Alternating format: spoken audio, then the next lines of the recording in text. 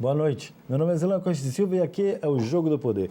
Essa noite nós vamos falar sobre medicina, sobre participação em movimento sindical e a sua importância. Nós vamos conversar hoje com o médico Renan Araújo. Renan, seja bem-vindo aqui ao Jogo do Poder. É um prazer tê-lo aqui. É um prazer meu também, Zelan, estar participando aqui do seu programa, Jogo do Poder, e poder conversar com a categoria médica da Bahia num momento tão importante para a nossa... Antes de a gente entrar no tema assim, da participação política, do médico, etc., vamos falar um pouco de você. Em primeiro lugar, por que você escolheu ser médico e como foi sua carreira na medicina? Como é sua carreira na medicina? Zelan, eu formei em medicina em 83, aos 23 anos de idade. Você começou cedão, hein? Sou daqui de Salvador, nascido aqui em Salvador e sempre desejei ser médico, né? Era uma coisa, um sonho de infância, digamos assim. E consegui entrar então na Baiana de Medicina, onde me formei. Nessa minha caminhada aí como médico, eu fiz a especialização em Medicina do Trabalho. Eu trabalhei na região sul da Bahia, na CEPLAC, fui um dos médicos da CEPLAC, a Comissão Executiva do Plano da Lavoura Cacaueira. Eu fui secretário de saúde da cidade de Floresta Azul. Retornando a Salvador, eu fiz a especialização em Medicina do Trabalho. Trabalhei em algumas empresas do polo petroquímico, trabalhei no SESI, trabalhei na Fundação Zé Silveira e entrei por concurso público no INSS, numa carreira de supervisor médico pericial, da qual eu me aposentei há 2 anos, em 2020. Sou médico regulador da Secretaria de Saúde do Estado e já completo 37 anos de formado. Foi uma experiência danada. E a política é algo novo na sua vida ou algo que você já faz há muito tempo? Eu sempre me interessei por política porque sempre procurei buscar, conhecer, mesmo na vida acadêmica e na vida de médico, os determinantes da situação de saúde do povo, né? Então, a doença tem muita relação com a situação social, com a situação política, com as questões tanto estruturais da sociedade, como também as questões conjunturais, né? A história do país, as desigualdades. E agora mesmo na pandemia a gente vê, né, que quem mais sofreu, quem mais adoeceu, quem mais morreu na pandemia foram os mais pobres, né? Os mais desprovidos da atenção à saúde. E nessa visão que eu desenvolvi desde novo, né, eu me interessei pela política. Na política, de uma maneira geral, com essa preocupação relacionada à questão da saúde do povo, do bem-estar do povo, né? E assim eu construí tanto a minha vida profissional, a minha vida pessoal, compreendendo que a política é muito importante para a resolução dos problemas ou para o agravamento dos problemas. Então, busquei sempre atuar na busca da resolução dos problemas, redução de desigualdades, de promoção de justiça Agora, social. política sindical, só esclarecendo o telespectador, no final do mês de março de 2022, nós teremos a eleição para a diretoria do Sindicato dos Médicos do Estado da Bahia. É a primeira vez que você está enfrentando essa política sindical dos médicos. Eu né? sempre acompanhei a questão sindical, né? Sempre fui um observador ou um participante, sem participar de chapa, sem propriamente concorrer à eleição. Mas a política sindical está muito ligada a essa questão mais geral também, né? E hoje o que nós vemos da situação da medicina no Brasil é uma situação de uma importante precarização, né?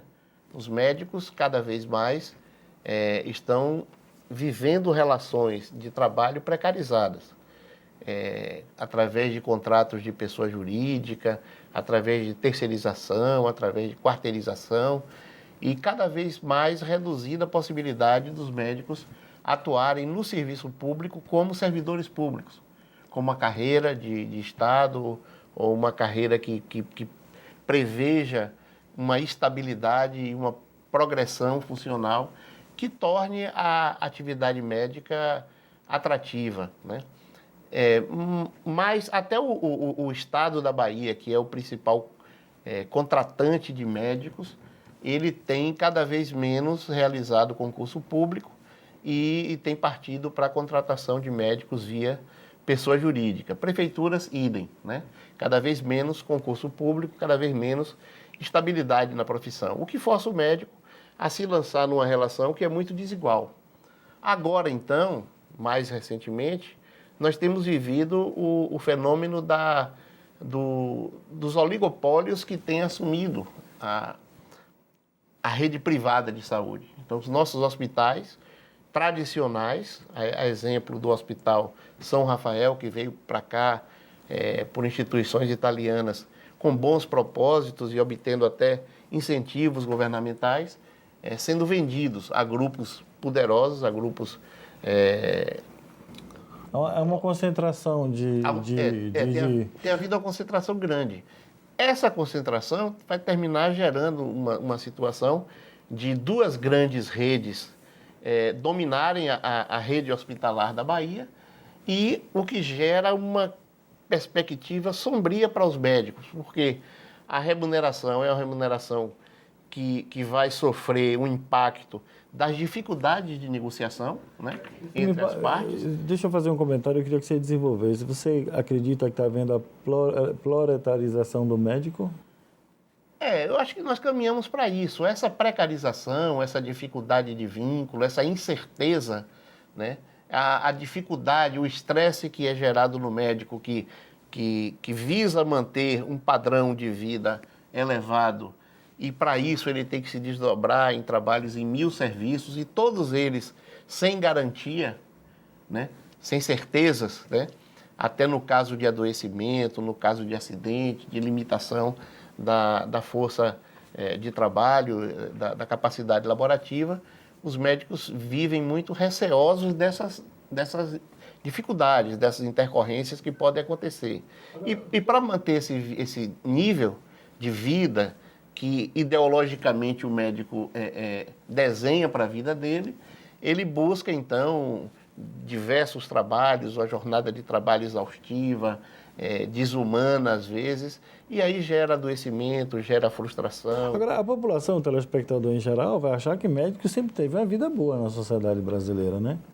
Pode ser que essa seja, na verdade, você comparando a situação do médico com o restante da população, realmente é uma situação um pouco diferenciada, porque a nossa população ela é bastante pobre, né? Nós temos na base da pirâmide aí uma situação de pobreza grande. Mas o médico, ele pode ser visto até pela população como diferenciado do ponto de vista da sua remuneração e do seu nível de vida. Mas para alcançar isso, ele se lança num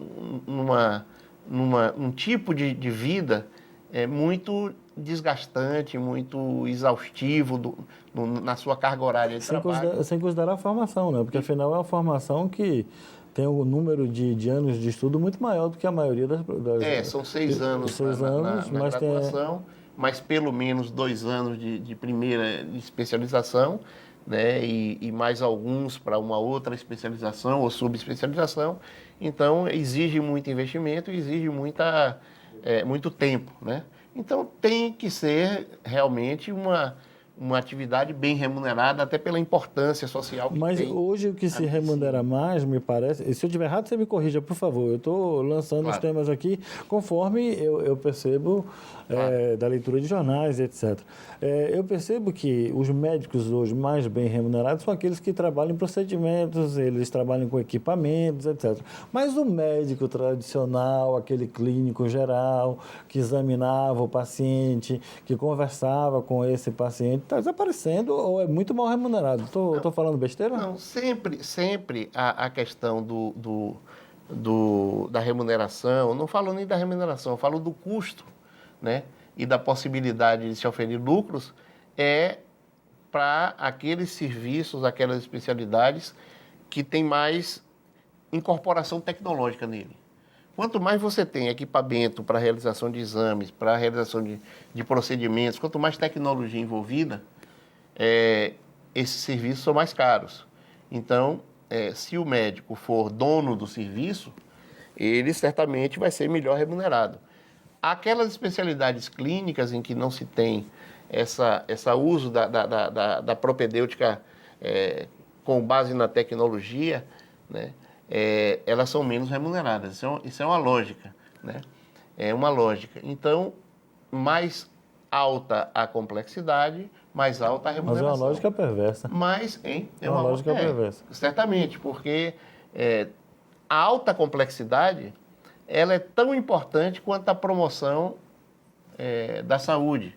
Mas como fica aí? Quanto à prevenção de doenças, né? Vamos falar um pouco também dessa questão da telesaúde, que é uma questão que surgiu mais. Mas eu queria que você respondesse sobre a telesaúde e qual é a sua posição em relação a isso, mas no próximo bloco. Ok. Voltamos aqui no Jogo do Poder, conversando com o Renan Araújo, que é candidato, ele vai me corrigir se a gente estiver falando errado, candidato à diretoria na chapa das eleições do sindicato do final de março de 2022. Até já, é rapidinho.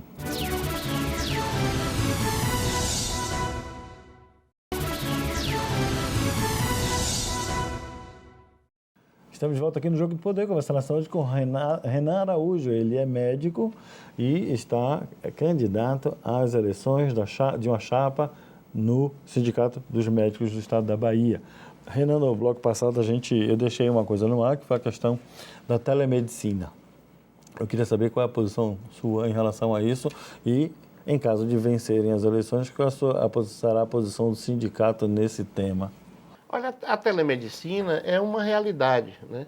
Ela é uma realidade. Ela com o avanço tecnológico, né, com o avanço do padrão de equipamentos, de imagem, de resolução de imagem e de comunicação à distância, ela é uma realidade. O que deve se pensar sempre em relação à questão da telemedicina é do respeito aos preceitos ético-profissionais. Não se pode fazer telemedicina desrespeitando esses preceitos. Quer dizer, a segurança do paciente que utiliza a telemedicina tem que ser respeitada, tem que ser preservada. A atuação do médico também, ela tem que ser feita de uma maneira que garanta uma atuação segura desse profissional. Então, você não pode, por conta de de lançar mão de uma tecnologia nova, que vem sendo implantada e que agora, durante a pandemia, foi muito utilizada, sem compreender que deve ser sempre pensado e preservado e mantido a questão da segurança do paciente e das boas condições de trabalho, de diagnóstico do médico, né? Então, sendo respeitado isso, se respeitando limites e se estabelecendo sempre os limites, pensando nessa questão ético-profissional, é uma ferramenta a ser utilizada, né? Até ser utilizada para fornecer mais segurança para a atenção primária, né? Para o médico que está trabalhando distante, no interior, e que precisa muito desse recurso para que ele tenha acesso a pareceres, a opiniões e a diagnóstico de outros profissionais que não existem naquelas cidades menores, que seja utilizada essa ferramenta. Nesse sentido, é positivo. Então, é uma coisa que pode ser utilizada para o bem, né? Considerando essa questão principal, que é a questão da segurança, de salvaguardar a segurança do paciente, né? Para que ele tenha o melhor diagnóstico e o melhor tratamento, e para o médico também, que tem que ter certeza, tem que ter um grau de segurança também na abordagem do paciente, em fazer o diagnóstico e estabelecer o tratamento correto. Na circunstância hoje geral da classe médica, o que é que você vê como os pontos principais de preocupação, na sua opinião? Em relação à categoria médica, é essa questão que eu falei no primeiro bloco, que é a questão da precarização do trabalho, né? Nós não vamos acabar com a relação de pessoa jurídica. Não existe essa ideia de acabar com a relação de pessoa jurídica, que ela existe hoje, ela chega à maioria dos médicos, talvez, né? Há muitos anos não é realizado concurso público para contratação de médico servidor público, e o sindicato deixou de olhar para essa questão das relações dos médicos e pessoa jurídica. Então, essa é uma grande falha do sindicato, porque mesmo que você não vá garantir concurso público e que todos os médicos ingressem no serviço público, porque isso, inclusive, não é interesse de todos os médicos, mas aqueles que se lançam numa relação em que ele é uma pessoa jurídica para prestar serviço ao Estado, por exemplo, ele tem que ter certas garantias, ele tem que ter, por exemplo, um seguro de vida que garanta a ele um rendimento próximo ou igual ao que ele tem na ativa. Então, ele tem que ter esse seguro de vida, porque há sempre o temor do adoecimento e o desamparo da família. Isso é uma coisa muito presente nas nossas vidas, no nosso dia a dia. Então, é cuidar para que essa pejotização seja feita com uma boa relação com o contratante, né? E com um certo grau de segurança, né? Para esses adventos adversos que podem acontecer, e também do lado do médico que é servidor público, a melhoria das suas condições de trabalho e da sua remuneração. Então, o aperfeiçoamento dos planos de carreira, né, dos médicos que atuam no serviço público, com uma perspectiva boa de promoção, de progressão. Isso no setor público, mas e no setor particular das empresas de assistência médica? É isso que eu te falei. O seguro de assistência médica. Existe um setor no sindicato que é um setor que acompanha a questão dos honorários médicos. E já houve lutas importantes da categoria.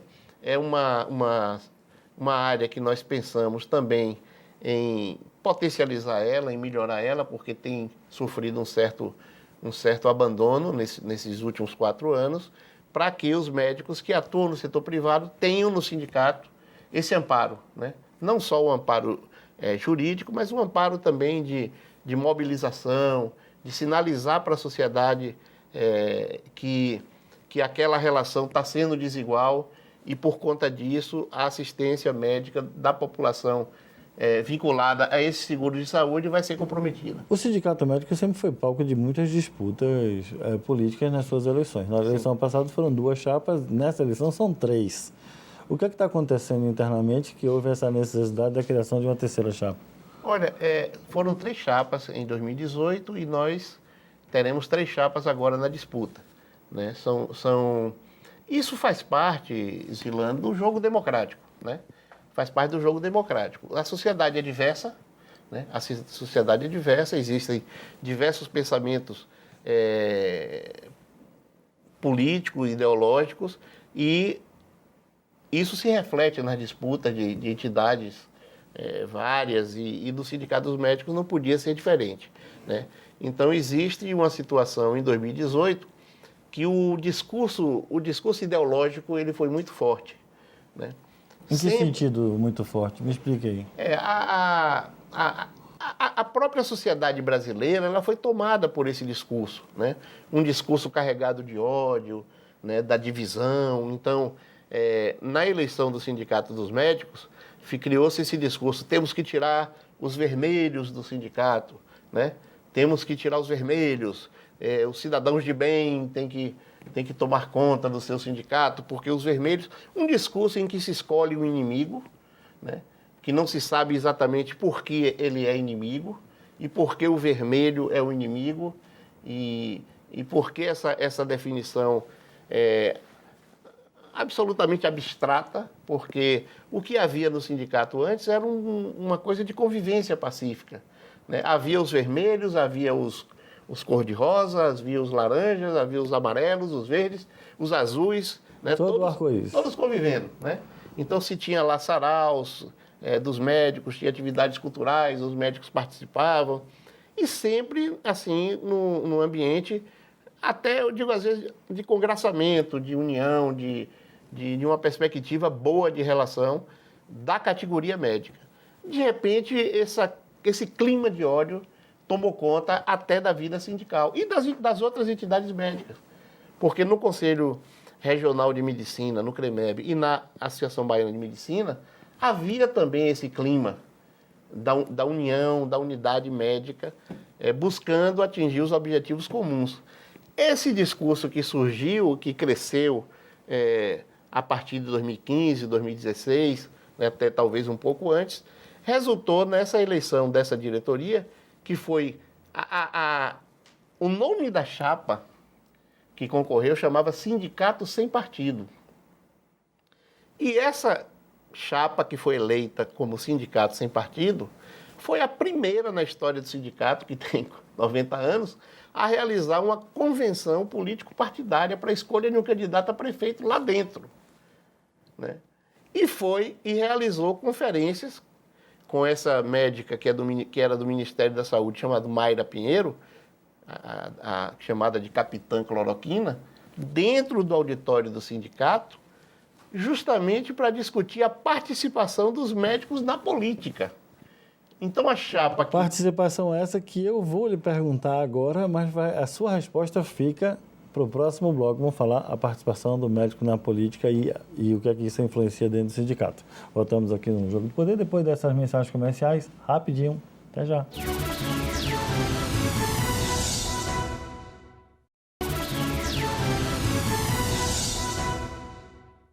Estamos de volta aqui no Jogo do Poder, conversando com o Renan Araújo, médico, candidato às eleições do seu sindicato.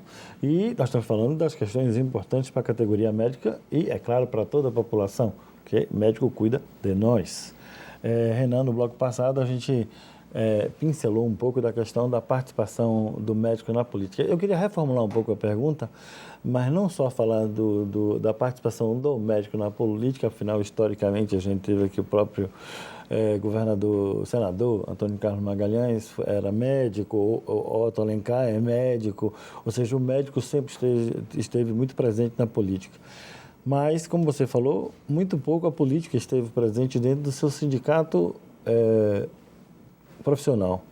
Eu queria que você falasse sobre isso. Olha, o que se pratica dentro do sindicato é a política sindical, né?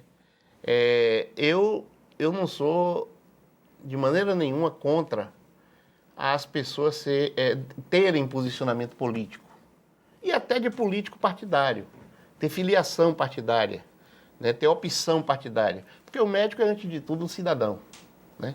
Nós somos cidadãos brasileiros e baianos, né? Vivemos a política no nosso dia a dia.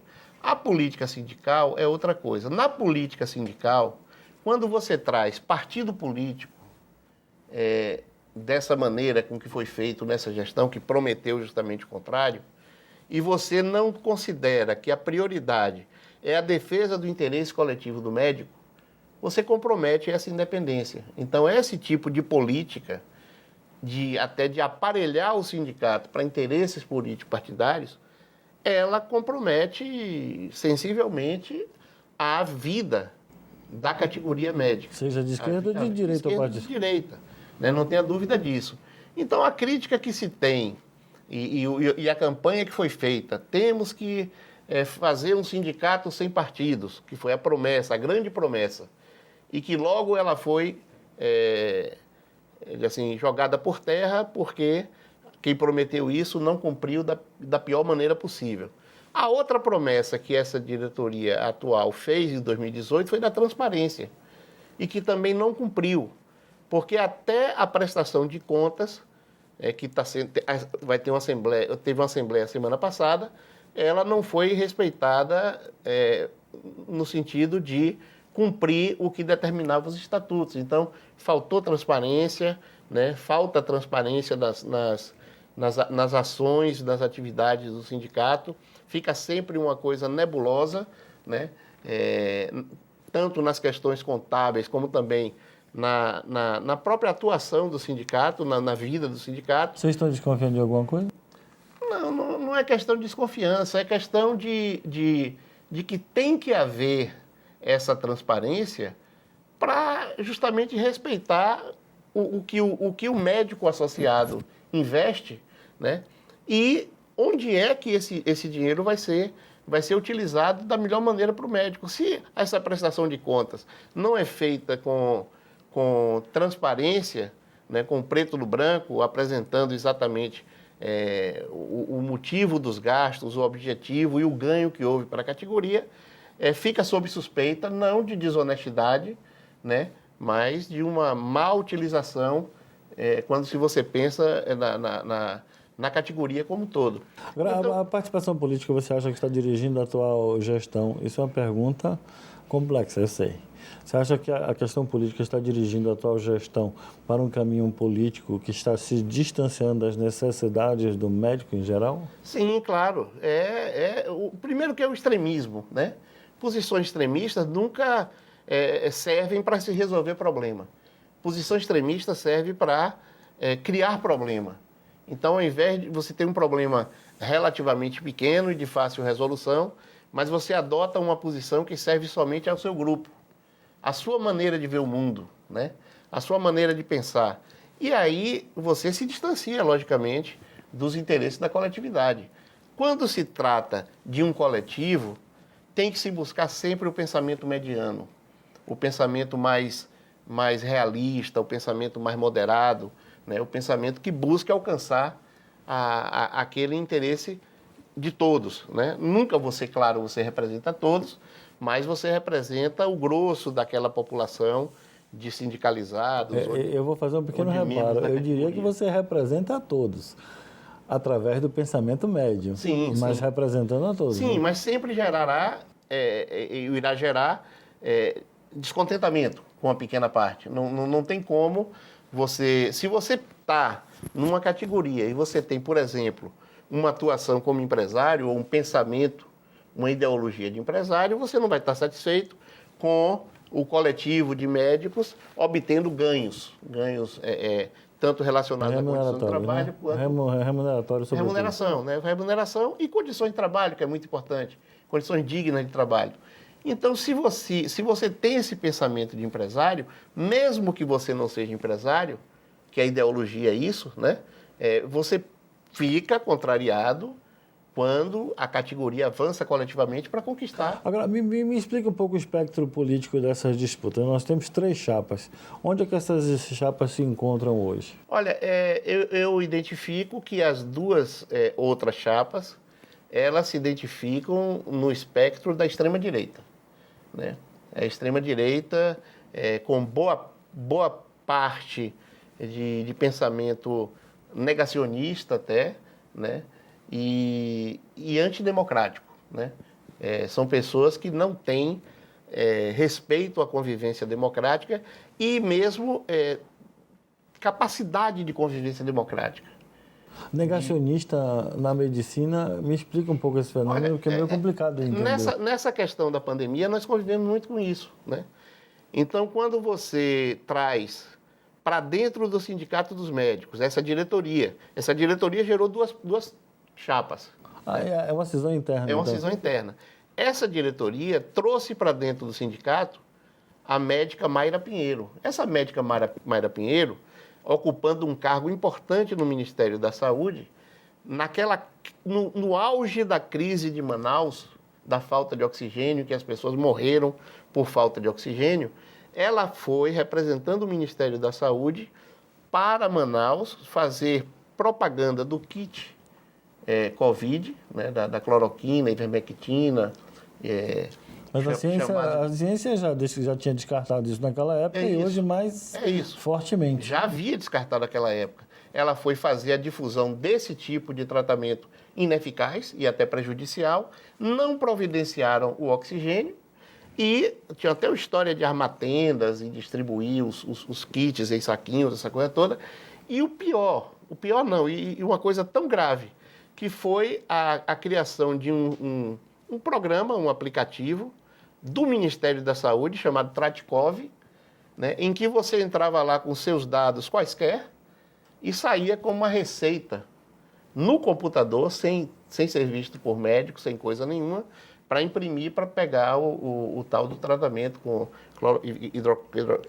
cloroquina, ivermectina, azitromicina. Que são sem eficácia. Sem eficácia. Então, esse pensamento negacionista, de negar a ciência, que não é compatível com a atuação do médico, porque a atuação do médico é baseada na ciência e nas evidências clínicas. ele foi difundido também na atividade sindical. Você acha que esse pensamento representa a maioria do pensamento médico? A resposta no próximo bloco. Pronto.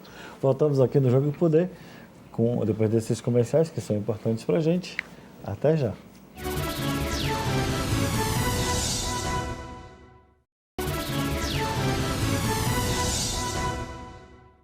Estamos de volta aqui no Jogo do Poder, conversando com Renan Araújo, candidato na chapa que vai disputar as eleições do Sindicato dos Médicos do Estado da Bahia.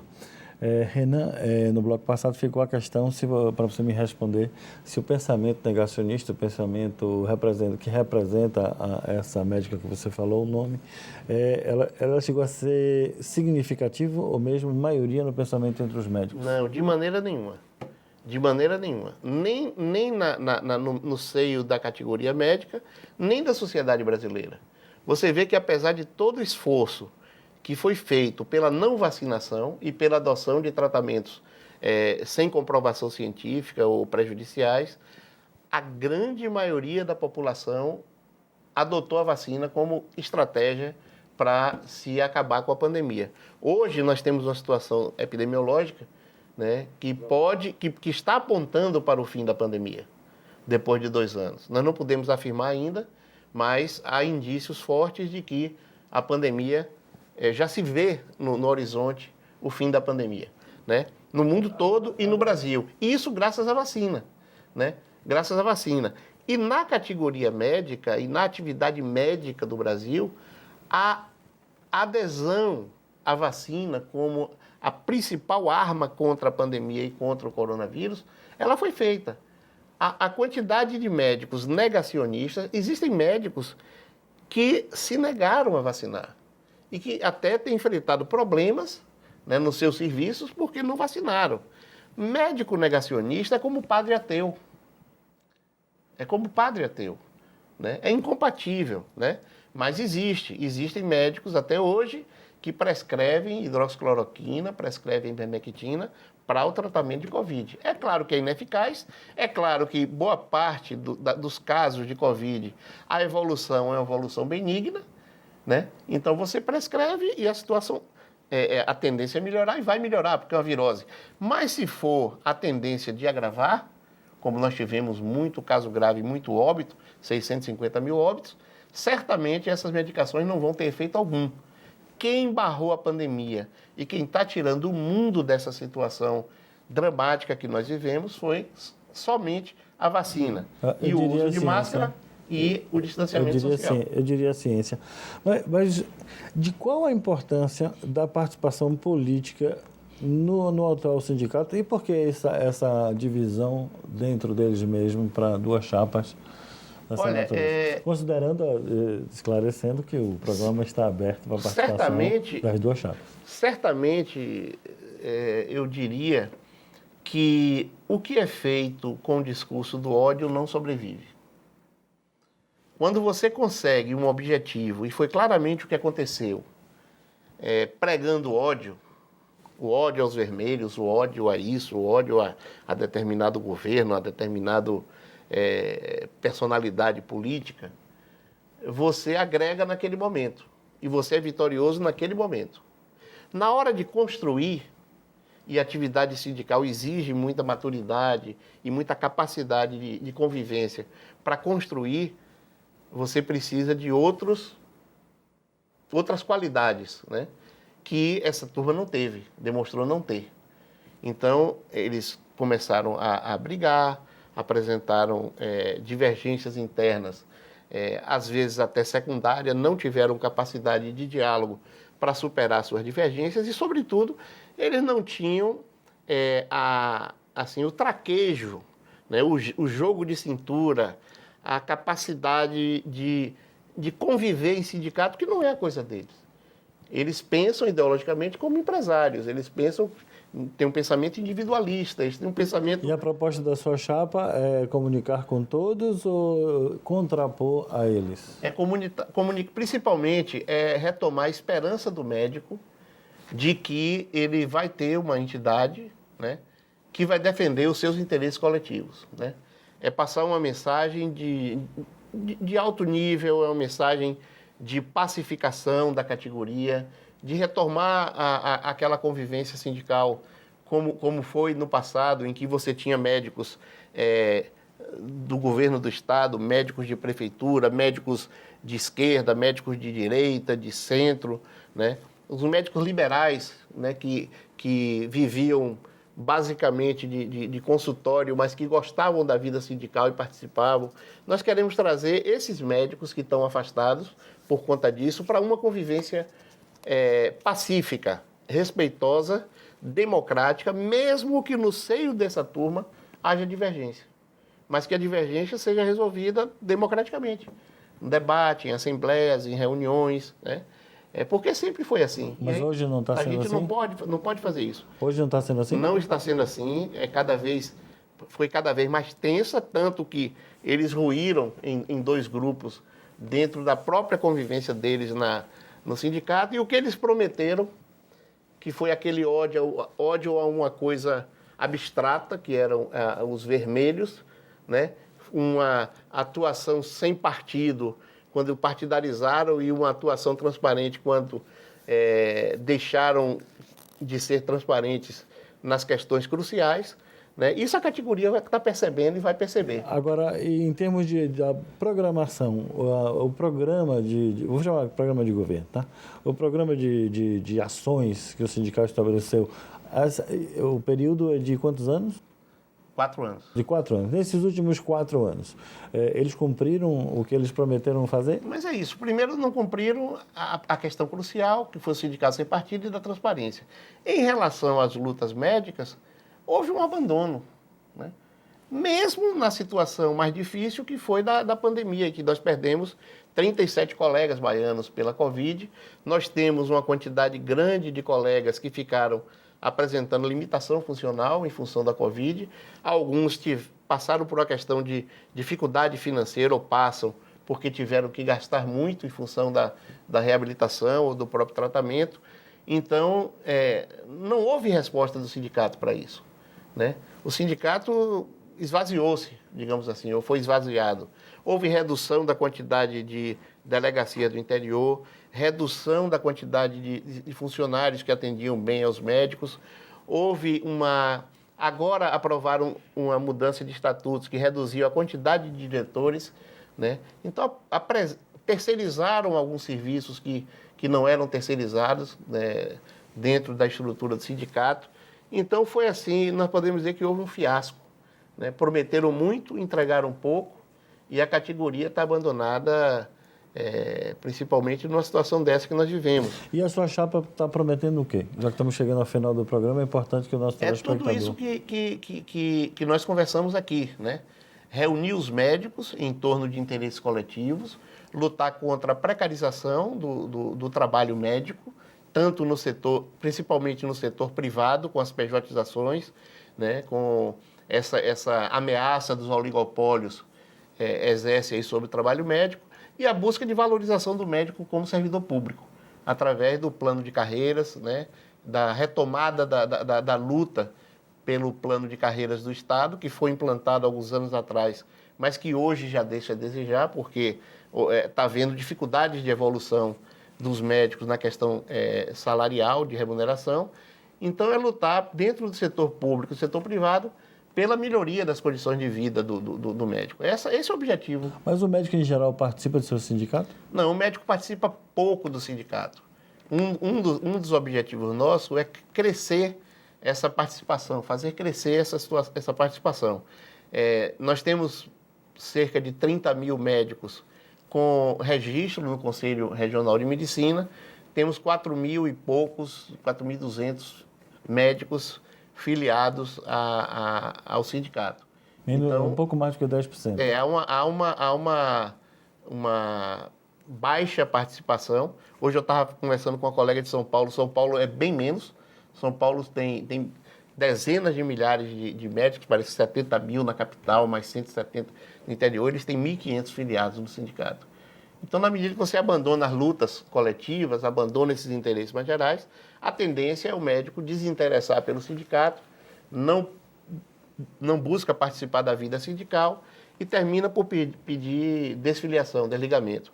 Nós pensamos em fazer justamente uma onda inversa de buscar o médico, de buscar ouvi-lo, de buscar representá-lo, de buscar fazer com que ele participe das decisões do sindicato e seja devidamente atendido nas suas expectativas, não só assistenciais, porque o sindicato já tinha antes, né, alguma coisa foi mantida, de assistência jurídica, de assistência contábil, né, nós vamos buscar criar algumas coisas interessantes de assistência do médico para ele atuar no mundo digital, porque ele não conhece muito de tecnologia e a presença do médico em redes sociais às vezes implica em ferir algumas questões ético-profissionais, ele tem que ser muito rígida e nós pensamos em fornecer esse tipo de assessoramento para os colegas que necessariamente precisam utilizar, né? Tem que estar no Instagram, tem que estar no Twitter, tem que estar no Facebook, né? E precisam, então, atuar com essas preocupações ético-profissionais e precisa também ter um assessoramento da parte de tecnologia, como utilizar isso para difundir bem as suas ideias, suas propostas. Nós estamos chegando no final do programa, temos poucos segundos, eu queria que você falasse ao seu colega médico o que é que você espera dele. O que nós esperamos, primeiro, é que os colegas votem nas eleições, né? Nós tivemos, na eleição passada, 1.200 votantes apenas, né? E os votos foram divididos quase que equitativamente pelas chapas. A diferença da votação me parece que ficou em 40 votos para a vencedora. Nós precisamos de uma votação mais expressiva, que os colegas votem, escolham, leiam as plataformas, né, pensem, reflitam sobre o que tem acontecido no sindicato nos últimos 4 anos, né, que não se deixe envolver em propaganda difamatória, em fake news, né, que procurem observar a melhor forma de conhecer as propostas, as ideias, né, das chapas concorrentes e que votem, né, participem da eleição, exerçam o seu direito de votar, o direito democrático, e busquem escolher o melhor para os destinos do sindicato nos próximos 4 anos. Renan, muito obrigado pela sua presença aqui com a gente. Obrigado, Gilan, obrigado ao seu programa, e é uma oportunidade muito boa de falar aos colegas de toda a Bahia. Muito obrigado. Voltamos na próxima semana com mais assunto de interesse. Meu nome é Zilan Costivo e aqui é o Jogo Poder. Até lá.